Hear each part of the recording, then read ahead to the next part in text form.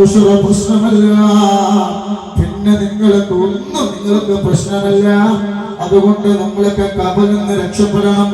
സിറാത്ത് പാലം നമുക്ക് കടന്നു പോകണോ? സുബ്ഹാനല്ലാഹ്. എനിക്ക് നൂറെ ഹബീബിന്റെ അമീർ എന്ന നിലയിൽ എന്റെ മുത്തുമണികളോട് പറയാനുള്ളത്, ഈ സ്ഥലം നമ്മൾ സ്വലാത്ത് ചൊല്ലാൻ വേണ്ടി നമ്മൾ വാങ്ങാൻ പോവുകയാണ്. ഒരു കസാരയിടാനുള്ള സ്ഥലം നമ്മൾ വാങ്ങണം. നമ്മളെ മരിച്ചു പോകേണ്ടവരാണ്. നമ്മളെ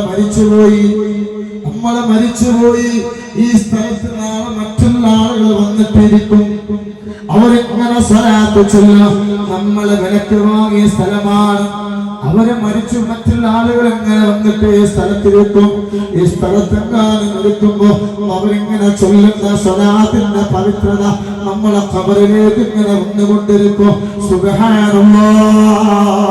നാളെ മൈസൂരിൽ നമ്മളെ ചെന്നിട്ട് നരകത്തിലേക്കാണോ സ്വർഗത്തിലേക്കാണോ നമ്മൾ പോകാൻ പറയാൻ കഴിയൂല. സുബ്ഹാനല്ലാഹ്.